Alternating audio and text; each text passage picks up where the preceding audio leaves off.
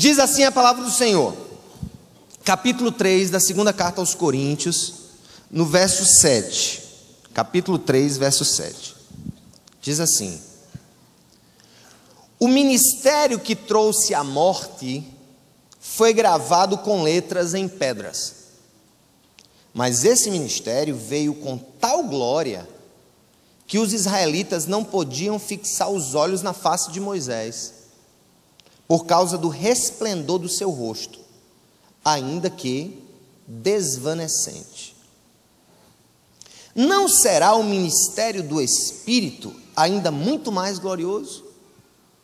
Se era glorioso o ministério que trouxe condenação, quanto mais glorioso será o ministério que produz justificação.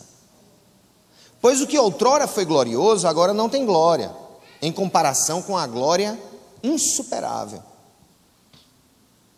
E se o que estava se desvanecendo se manifestou com glória, quanto maior será a glória do que permanece. Portanto, visto que temos tal esperança, mostramos muita confiança. Não somos como Moisés, que colocava um véu sobre a face para que os israelitas não contemplassem o resplendor que se desvanecia. Na verdade, a mente deles se fechou, pois até hoje o mesmo véu permanece quando é lida a antiga aliança. Não foi retirado, porque é somente em Cristo que ele é o que? Removido. De fato, até o dia de hoje, quando Moisés é lido, um véu cobre os seus corações. Mas quando alguém se converte ao Senhor, o véu é retirado. Amém. Ora, o Senhor é o Espírito. E onde está o Espírito do Senhor? Ali há o quê? Liberdade.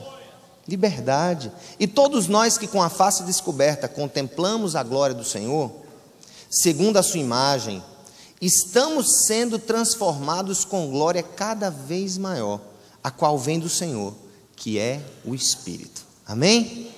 Gente, essa carta de Paulo é a continuação de uma primeira carta, a primeira carta aos Coríntios.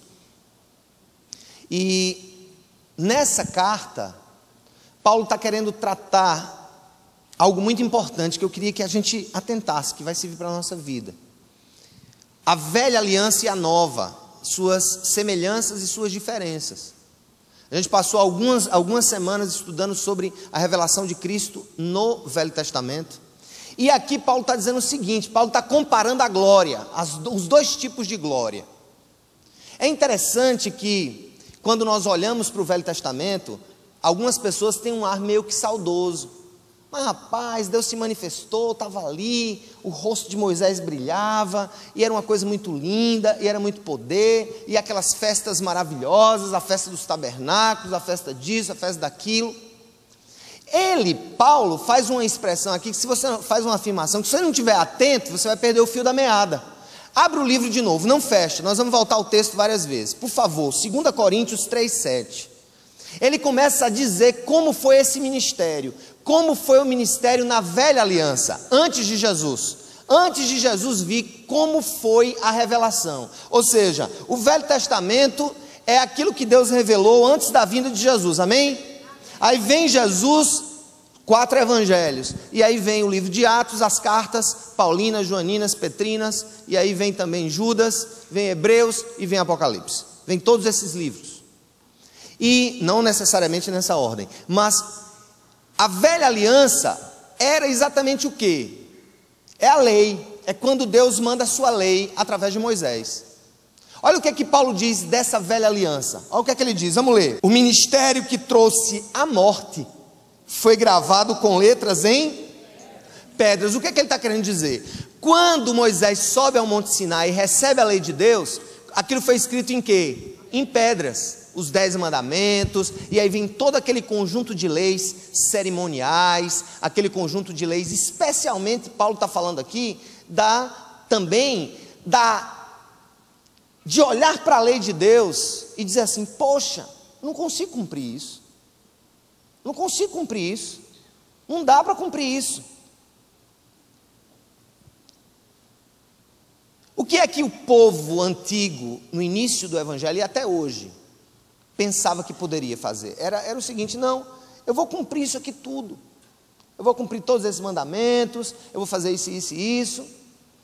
E eu me lembro que tem uma parábola de Jesus, que é a parábola do bom samaritano, e que Jesus fala que a lei toda ali também se resume, né, em amar aquele próximo como a si mesmo, e que o povo judeu passava por aquele irmão seu judeu e não ajudava, porque estava muito ocupado religiosamente falando, e quem ajudava era um samaritano, era um cara que não era do seu povo. Só que o que Jesus estava querendo mostrar ali era o absurdo daquele acontecimento, e que só o próprio Deus poderia nos amar de maneira total e completa. Até o nosso amor é incompleto. O nosso amor pela nossa esposa é incompleto, o nosso amor pelos nossos filhos é incompleto, ele tem falhas. O seu amor pelos seus pais é incompleto, ele tem falhas. Quem nunca aqui entristeceu um pai ou uma mãe? Quem nunca aqui entristeceu um amigo? Quem nunca aqui entristeceu um colega? Quem nunca aqui entristeceu o coração de Deus com algum queixume sem futuro? Mas a lei, quando Deus mostra tudo aquilo, tintim por tintim do que Ele esperaria de cada um de nós, ela revela o quê? Ela não revela vida, ela revela morte. Por que ela revela morte? Porque na hora que eu olho para ela e vejo que não cumpro, eu entendo que o descumprimento de um tio da lei leva qualquer um de nós aonde? À morte. Quando a lei é dada, ela é para mostrar o quê? Ela traz a morte, porque o salário do pecado é a morte. Mas o dom gratuito de Deus é a vida eterna em Cristo Jesus. Não é assim? A gente sabe. Então o que Paulo está querendo dizer é o seguinte: olha, na hora que Moisés recebeu a lei, ele olhou e ali ele deu ao povo, a Bíblia diz que o rosto dele ficou assim, ele resplandecia, era uma coisa maravilhosa, que não dava para olhar para o rosto dele, tamanha era a glória. Mas o que Paulo está querendo dizer é que na velha aliança, embora aquela aliança fosse uma aliança que revelava o quê? A nossa incapacidade de cumprir qualquer coisa. Eu mandei no Twitter hoje, mandei no Facebook também uma frase que me veio à cabeça, quando eu estava assistindo um vídeo com meu filho, um clipe aí do Hillsong, um novo CD do Hillsong. E vendo eles cantando aquelas músicas, e vendo o quão gracioso de fato é o amor do Senhor por aquela comunidade. E eu escrevi mais ou menos assim. Eu escrevi que nós nunca seremos tão bons quando o ser bom é comparado com o padrão de bondade de Deus. Nunca. É por isso que todo mundo tem que passar pela cruz. Os bonzinhos e os mauzinhos. Aspas. Todos têm que passar pela cruz. Porque nunca seremos tão bons. Porque os requisitos da bondade de Deus são inalcançáveis. E quando eu vejo que eu tenho um requisito inalcançável, e sei que o descumprimento de qualquer daqueles requisitos de Deus, para mim já serve para condenação, o que é que eu faço? A lei revela o quê? A vida ou a morte? A vida ou a morte? A morte. Para nós, não para Jesus. Porque Jesus cumpriu a lei toda. Ele tinha que cumprir a lei toda, como Deus, como Filho de Deus. Mas escuta, a comparação que Paulo está querendo aqui fazer, gente, é das duas glórias. E aqui vai um pouco daqueles que se ligam demais ainda, sabe, no poder, do sei o quê, Senhor, que venha sobre nós o poder que veio sobre Sansão, o poder que veio sobre Moisés, o poder que veio sobre fulano de tal, e blá, blá, blá, blá, blá, blá, blá.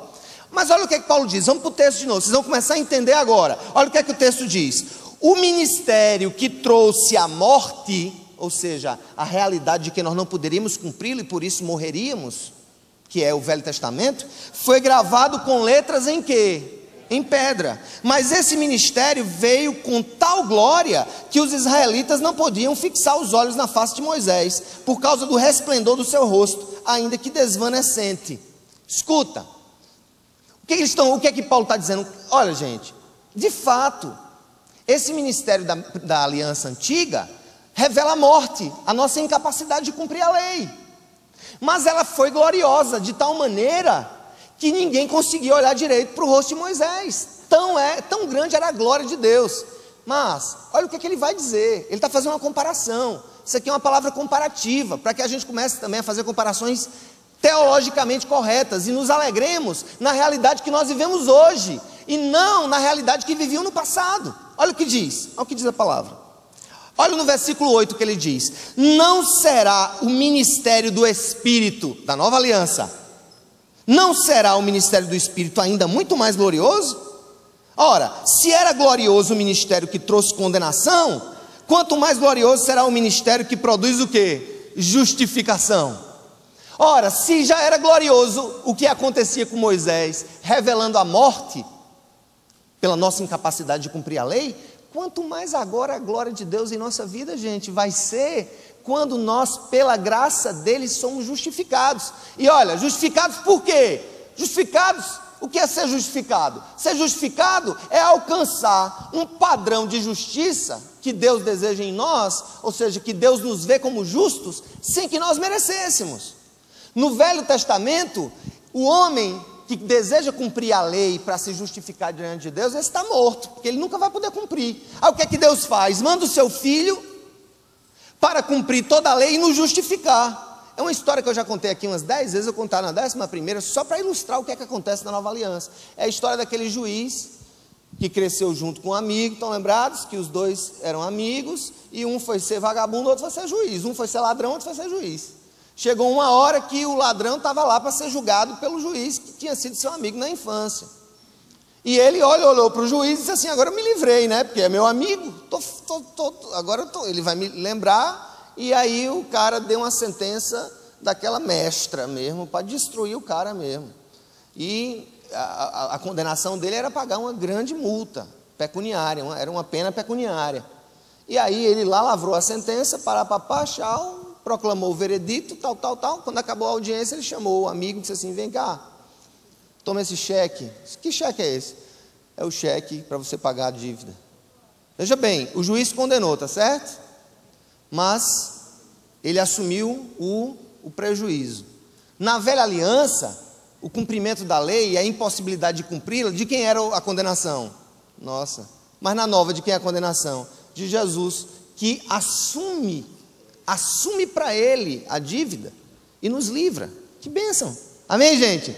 Mas veja bem, não é esse o centro da questão é o seguinte: é a tal da glória de Deus, que todos nós queremos e buscamos. Senhor, a glória de Deus, que coisa mais linda no Velho Testamento, que aquilo acontecia. E Paulo está dizendo: gente, tudo bem, aquele ministério, o ministério do Velho Testamento, mostra o que é a incapacidade humana de cumprir a lei de Deus. Mas mesmo assim, no meio de toda essa incapacidade e esse ar de morte, todo tempo tinha que matar um animal para substituir o povo de Israel. Todo ano entrava lá o sumo sacerdote, secava ali, furava aquele bode dentro do Santo dos Santos para purificar Israel. E Paulo está dizendo assim agora: quanto mais o ministério do Espírito vai ser glorioso. Se o velho era glorioso, revelando a morte, quanto mais o novo, que revela a justificação da gente pelo amor de Jesus. Quanto mais o novo, é isso que Paulo está querendo dizer. Vamos mais à frente, olha o que é que ele diz. Versículo 9, vamos para o 9. Se era glorioso o ministério que trouxe condenação, quanto mais glorioso será o ministério que produz o que, gente? Justificação. Pois o que outrora foi glorioso, agora não tem glória. Parou aqui. O que é que outrora foi glorioso, que ele está querendo dizer? O Velho ou o Novo Testamento? Tem glória ou não? Tem ou não tem glória? Não, gente. O que outrora foi glorioso, agora não tem mais glória. E tem muita gente atrás da glória do velho.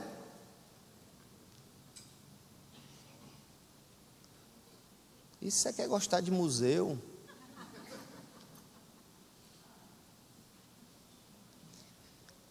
Não tem glória mais. Eram rudimentos, não tem mais glória. Aí ele diz: em comparação com a glória insuperável. Quem disse que não tem glória? Levanta a mão. Tem, não tem. Tem uma glorinha. Em comparação, olha o que ele usa. Em comparação com a nova. Tem alguma glorinha aqui? Tem uma glorinha. Mas vamos lá. 10. Pois o que outrora foi glorioso, agora não tem glória, em comparação com a glória insuperável. E se o que estava se desvanecendo se manifestou com glória, quanto maior será a glória do que permanece. Portanto, visto que temos tal esperança, mostramos muita confiança. Esperança em quê, gente? Esperança na glória de Deus. Esperança nessa revelação completa dEle. Esperança nessa presença plena dEle em nossa vida. Não estou falando de religião, não estou falando de cumprir isso, cumprir aquilo. Tem tanta gente presa ainda, meu Deus, eu vou já falar sobre isso. Tem tanta gente presa a coisas, a mitos, a história de carochinha gospel.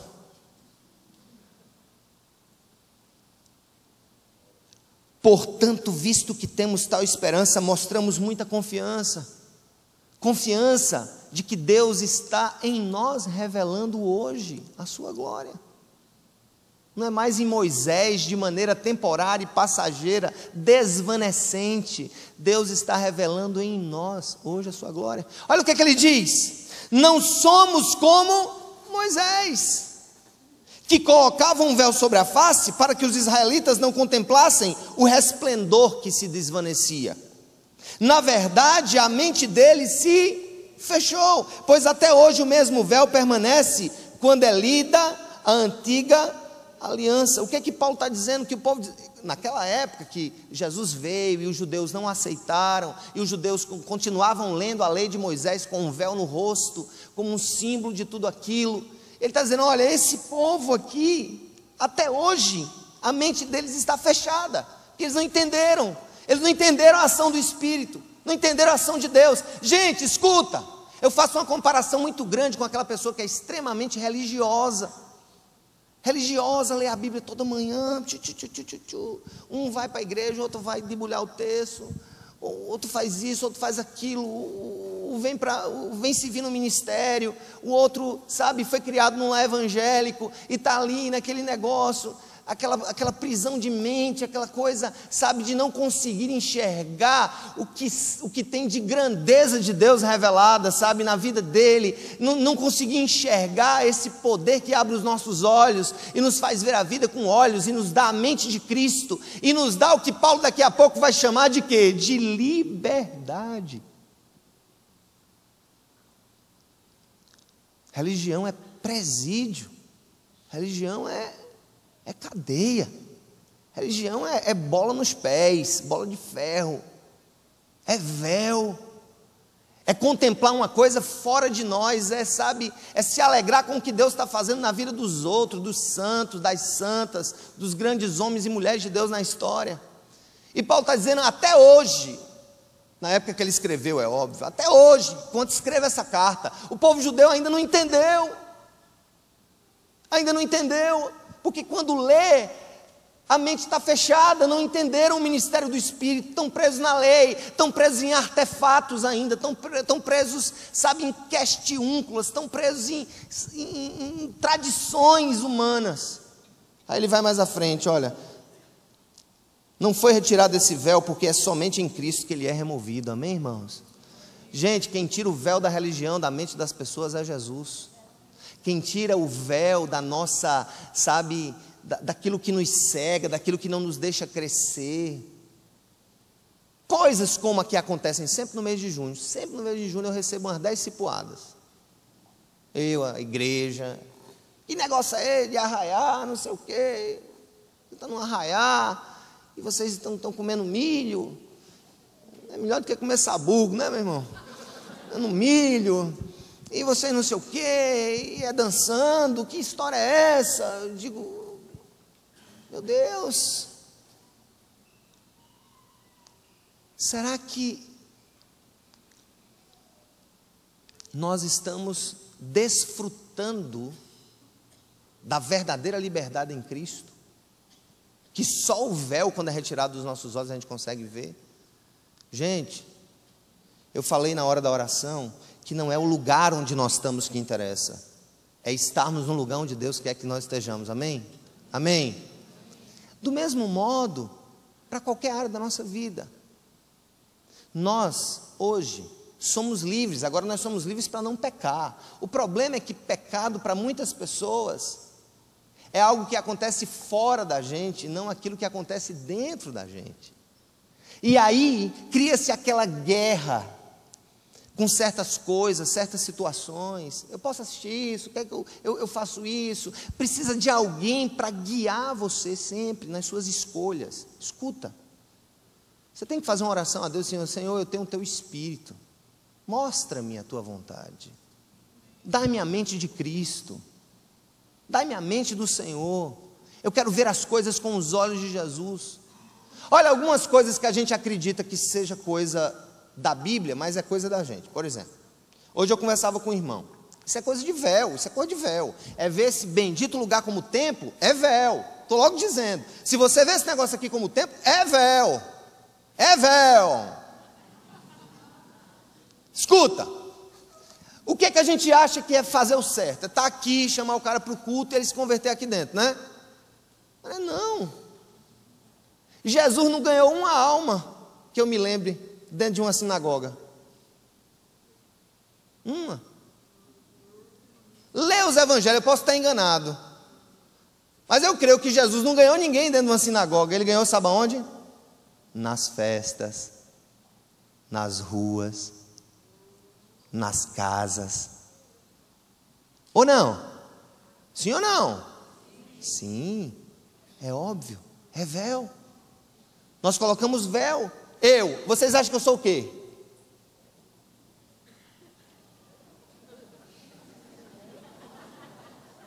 É véu. É véu. É véu. Vamos lá, gente. Versículo 15. Olha o que diz o versículo 15. Até o dia de hoje, quando Moisés é lido, um véu cobre os seus corações. Mas quando alguém se converte ao Senhor, o véu é como? Retirado.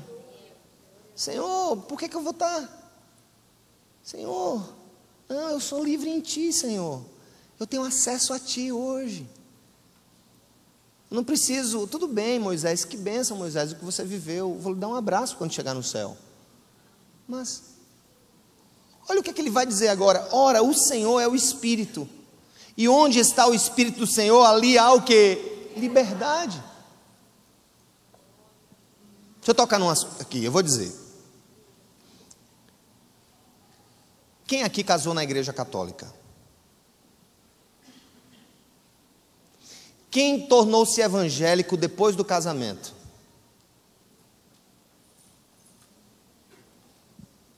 Quem foi casado de novo? Quem precisou ser casado de novo na igreja evangélica quando se converteu? Eu nunca casei. Ninguém que casou na igreja católica recasar?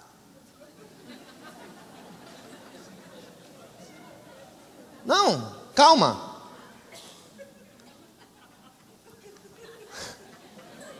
Estão rindo de quê? É véu.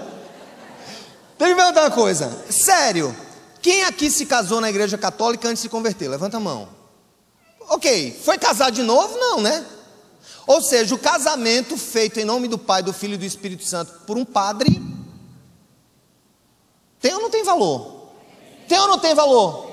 Não, peraí, tem gente que ainda está duvidando. Tem ou não tem valor? Tem. Primeiro porque quem faz o casamento é o casal. Nunca vi padre dentro do quarto.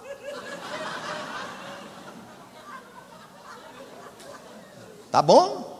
Tá bom? Casamento é o casal que faz lá na hora do vamos ver. Ali é uma bênção que Deus dá, através da comunidade ela é representada. Agora me diga uma coisa. Um dos nossos pastores foi questionado por um irmão, porque muito carinhosamente foi convidado por um padre para junto com ele dar uma bênção de um casamento. E o irmão achou que aquilo era um absurdo. É véu. Não, sério, gente. São coisas que nós criamos. Veja bem. Eu não estou dizendo que eu concordo com tudo que a igreja católica defende. Não é isso. Se ser ecumênico é concordar em adoração nos santos, eu não sou ecumênico. Se ser ecumênico é acreditar que há intercessão aqui e ali de outras pessoas, eu não sou ecumênico. Agora, se ser ecumênico é respeitar-se mutuamente e caminhar paralelamente naquilo onde há concordância, aí eu sou ecumênico. Marcha para Jesus no ano passado. Me convidaram e convidaram o bispo da Paraíba para estar lá defendendo uma voz contra a droga. Me diga uma coisa, a igreja católica é a favor da droga? A igreja evangélica é a favor da droga? Então, se eu estou junto com o arcebispo de João Pessoa, declarando que estamos juntos naquilo, contra as drogas, é certo ou errado? Mas para alguns é errado. É véu. Agora, para chamar político corrupto e descrente e dar o púlpito da igreja para o cabo se fazer de crente, quando é véspera de eleição, aí pode. Aí pode. Gente, onde há o Espírito de Deus, aí há o quê? Liberdade. Eu, pastor Josemar, os outros pastores, pastor Léo, pastor Daniel. Aqui é o seguinte, meu amigo. Houve comunhão em algum ponto, para a glória do Senhor, eu estou junto. Eu fiz um casamento junto com o padre Zé Carlos, lá na paróquia do Miramar. E quero dizer uma coisa para vocês. Muito bonito. Era muito bom que os pastores tratassem os padres com o mesmo amor que eu recebi de padre Zé Carlos naquela comunidade. Escuta, religião é véu. Não estou dizendo que concordo com tudo, nem vou assinar embaixo. Não, se me chamarem para uma celebração de consagração da hóstia, eu não vou.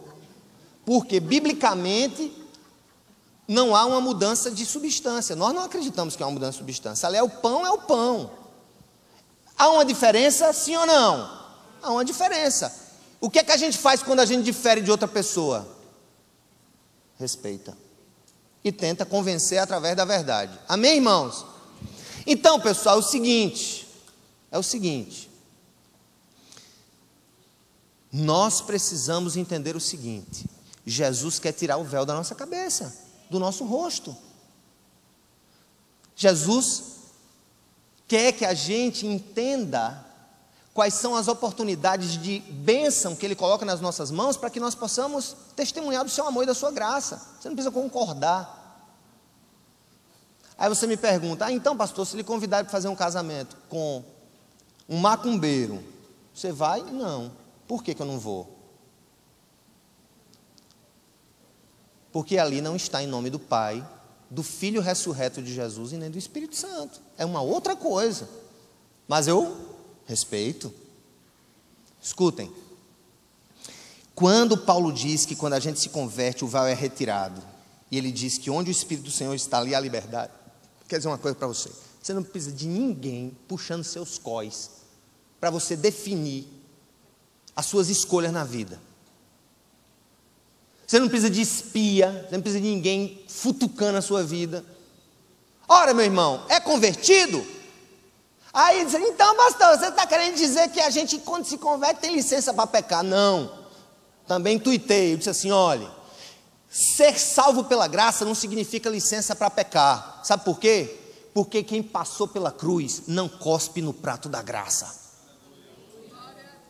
Mas uma coisa você tem que entender, o Espírito Santo está em você quando você se converte. Não está na face de Moisés, está em você, lhe dirigindo, lhe conduzindo. Era aquilo que Paulo queria dizer para o povo de Corinto. Aquele povo brigão, cheio de confusão, uma igreja cheia de carnalidade, cheia de lero-lero. E ele diz, olha gente, escuta, aquela aliança era gloriosa, imagine essa agora. Imagine essa agora em que Jesus tirou o véu do nosso rosto, nos salvou dos nossos pecados, nos mostrou o seu amor, vive dentro de nós, nos sensibiliza, nos incentiva, nos ensina a caminharmos segundo a sua própria vontade, nos dá a liberdade de amar, nos dá, sabe, a obrigação de respeitar, e mais ainda nos dá o poder de interceder e saber que Deus faz grandes coisas através daqueles que nele confiam. Tira esse véu do teu rosto. Para de se pegar a coisa pequena, coisa tola, coisa troncha. Tira o véu. Mas quando alguém se converte ao Senhor, o véu é retirado. Aí ele diz assim, ó, vamos ler o 17 e o 18 comigo. Ora, o Senhor é o que? É o Espírito. E onde está o Espírito do Senhor, ali há o que? Onde há o Espírito do Senhor, ali há o quê? Onde está o Espírito do Senhor, ali há o quê? Liberdade. Não é só liberdade do capiroto Satanás, não. É liberdade disso que nos prende a capacidade de ver a graça, de ver Deus agindo através de circunstâncias improváveis, de ver Deus agindo através de coisas, sabe, que a gente nem imagina. Sabe o que é tirar o véu? É se fazer de tudo para de alguma maneira ganhar alguns, como Paulo dizia. Sabe o que é isso? Esse poder do véu? É quando Cris estava lembrando do tempo que ela se converteu no templo de madeira, e logo depois, não sei se já era da sua época, Cris, mas acho que sim, que a gente foi para o Meg Shopping. A gente se reunia num shopping. E num shopping, de repente subiu o cabo, começava a ouvir, porque olha, ouvido de bebo confunde o bebo, né? O bebo só ouve o... Ele não sabe quem está tocando, quem está cantando, ele só vê a zoada, né? Bebo não é assim? Bebo só ouve a zoada, você não vai perguntar qual é o tom da música ao bebo, né? Ô bebo, qual é o tom da música? Eu sei lá, esse é o... Ah, mas quem nessa achou a graça. Escuta, de repente subiu um cara de bermuda com lata de cerveja na mão, pô. Lá dentro. Ah, meu Deus. Na época ainda alguns irmãos tentaram impedir. Aí chegaram, pastor, tem um cara aí com uma lata de cerveja na mão e um de bermuda, dizendo, eu quero entrar na festa. Eu deixo ou não deixo? Rapaz, ou tu deixa ele entrar, eu te jogo aqui de cima. Deixa o cabo entrar, rapaz. Lógico. O cabo sentou-se lá, ficou, quando ele vai passando a lombra. Aí o cabo se dá conta de onde está, né? Quando ele se deu conta de onde estava, Deus já tinha pego nas pernas dele. E ele ouviu a palavra até o fim, se converteu ao Senhor, voltou no culto. Se brincar até aqui no meio de nós. Eu não me lembro daquele bebo não, mas se brincar ele deve estar aqui no meio de nós. Escuta! Sabe o que é esse véu retirado, essa glória? É reconhecer a multiforme graça de Deus, é reconhecer que Deus está usando circunstâncias improváveis, é a gente entender o amor dele, sabe, ali tocando corações. Sabe o que acontece? O problema da igreja, de muitos irmãos que tem o véu, é que o cara tem que entrar limpinho para sentar aqui dentro. É o seguinte, meu filho, você se limpa todinho. Aí o cara diz, não, um dia eu vou para aí. Ó, isso é fruto de véu, de outras pessoas. O cara diz, não, quando eu deixar de fumar, quando eu deixar de beber, quando eu deixar de me prostituir, quando eu deixar disso, aí sim eu vou entregar a minha vida ao Senhor. Escuta, meu amigo, isso é lei. Você está querendo cumprir a lei para ser agradável a Deus. É véu. Venha como você estiver. Sujo, fedorento, acabado, destruído, falido, feio, sozinho e pobre. Porque quando o Senhor tira o véu dos nossos olhos, ali há o que, gente? Liberdade, a graça, a poder. Mas o que eu gosto mais nesse texto é quando ele termina. O fim para mim é apoteótico. Porque ele diz assim, olha... Moisés brilhava, mas era alguém que o quê? Desvanecia. Qual é o sinônimo que tem na sua Bíblia? Mas era uma glória o quê? Transitória, tá certo? Outra tradução, transitória. O que era que ele estava querendo dizer? Aquela glória, escuta, aquilo que brilhava no rosto de Moisés, Olha que coisa, era a glória de Deus que vinha de fora, porque Moisés não experimentou, gente, o que nós estamos experimentando na nova era do Espírito. Moisés não experimentou a presença plena do Espírito Santo nele, não. O Espírito Santo vinha sobre ele. E Jesus, quando falou sobre o Espírito para os apóstolos, ele disse: o Espírito da verdade que está convosco, mas que estará em vós, dentro de vocês. O que Paulo está querendo dizer é que aquela glória que se via ali em Moisés, era uma glória que se espelhava de fora para ele. Portanto, era temporária. Mas ele disse que na nova aliança, aquele que se converte a Jesus, a glória é diferente, é uma glória permanente, é uma glória imutável. Deus, e aqui é um dos argumentos contra aqueles que acham que a salvação pode ser perdida. Escuta, salvação não pode ser perdida, porque ele diz aqui sobre essa glória, ele diz assim, vamos lá, pois 10, o que outrora foi glorioso, agora não tem glória, em comparação com a glória que é o que?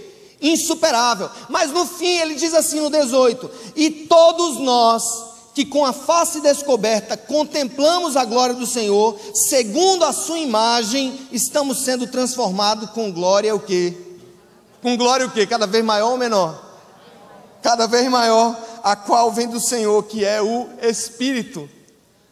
O que Paulo está querendo dizer é o seguinte: o que brilha de Deus em mim, só tenderá na convergência dos tempos a brilhar mais. É o que ele diz aos Filipenses 1,6, aquele que começou a boa obra em vocês, há de quê? Há de completá-la até o dia de Cristo Jesus. Aí eu quero dizer assim, mas esse cara que diz que é na igreja e não sei o quê, e papapá, e vive no mundo e não sei o quê, eu disse, esse aí olhou para a cruz, esse aí não passou pelos cravos. Verdadeiro convertido, ele é tão grato a Deus, que o desejo dele a cada dia, mesmo que ele caia no chão, é levantar-se e prosseguir. Se você pegar um porco, der um banho no porco, um banhozinho, passar sabonete no bichinho, desodorante no bichinho, joga ele na pocilga para ver se ele quer sair, ele vai mergulhar, ele vai se lambuzar, ele vai, traz ele para fora, dá outro banho, ele volta para a pocilga. Agora pega uma ovelha, pega uma ovelha, joga a ovelha na lama, ela sai. O porco na sua vida pode até ter centelhas da graça de Deus se manifestando em sua vida. O homem sem Deus, a mulher sem Deus pode ter até reflexos da bondade divina, porque Deus é bom. Mas aqueles que verdadeiramente tiveram seu véu removido dos olhos, esses recebem de Deus uma glória inacessível que só tende a se revelar mais e mais, à medida que eu me deixo envolver por essa graça, por essa glória, à medida que eu digo, Senhor, eu sou teu, purifica a minha vida, brilha Senhor, brilha Senhor, brilha mais, brilha mais, brilha mais, brilha mais, brilha mais, brilha mais em minha vida. Faz isso, reflete em mim o teu querer e vai me transformando. Agora, Pai, não é transformando essas coisinhas que o povo acha que são importantes para ti. Eu não vou comer aquilo, eu não vou mexer aquilo, eu não vou... Não, é coisa de dentro de mim. Vai limpando a podridão que é na minha vida a cada dia, vai brilhando mais, vai aquecendo mais, que o fogo do teu Espírito me queime, sabe, me destrua por dentro e reconstrua pelas tuas próprias mãos. Senhor, vem dentro da minha vida, realiza algo novo, tira os pensamentos impuros do meu coração, Senhor, tira os valores impuros da minha vida, ó Senhor, me faz respeitar mais os outros, porque Senhor, no final das contas, essa glória que é refletida em mim, vai me transformando, e a forma nesse processo de transformação, não sou eu, não é Moisés. O que serve de base para esse poder transformador, o que serve de projeto acabado, o que serve de protótipo eterno, o que serve de arquétipo da verdade para nós é o próprio Jesus. Olha o que é que ele diz. Como é que essa transformação se dá à medida em que nós nos convertemos? Isso aqui é a santificação, é um processo pleno, é um processo lindo. Olha o que é que Paulo diz no versículo 18: e todos nós que com a face descoberta de toda a religiosidade, contemplamos a glória de quem? A glória de quem, gente? Do Senhor, segundo a sua, o quê? Segundo a sua imagem, é que nós vamos sendo o quê? Transformados com glória, o quê? Cada vez maior, a qual vem do Senhor, que é o Espírito. Aleluia! Esse é o projeto de Deus para a nossa vida. Esse é o projeto. Há um modelo. O modelo é Ele mesmo. E Ele vai me transformando por dentro, Ele vai agindo em minha vida, para que eu pareça mais com Ele, para que eu exale mais o perfume dEle. Isso é que é vida cristã. Eu vou parecendo mais com Jesus. Mas você dançou forró com a sua esposa, graças a Deus que não foi com a sua.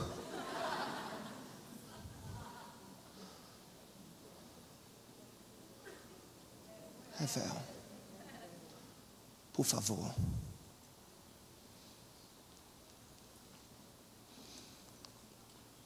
Deixem que os religiosos briguem com suas questiúnculas. Eu quero é Deus. Eu quero é o Senhor em minha vida. Quero poder passar por cada pessoa nesse mundo e respeitar, e amar, interceder e pregar para que ela se converta. É isso. Nós precisamos entender, gente, que o que Deus quer fazer em nós é muito maior do que o que a gente está esperando que aconteça em nossa vida. Amém, irmãos? Diga assim: o que Deus quer fazer em mim é muito maior do que o que eu espero que Ele faça. Mais uma vez, o que Deus quer fazer em mim é muito maior, é muito mais importante, é muito mais valioso do que aquilo que eu espero que Ele faça.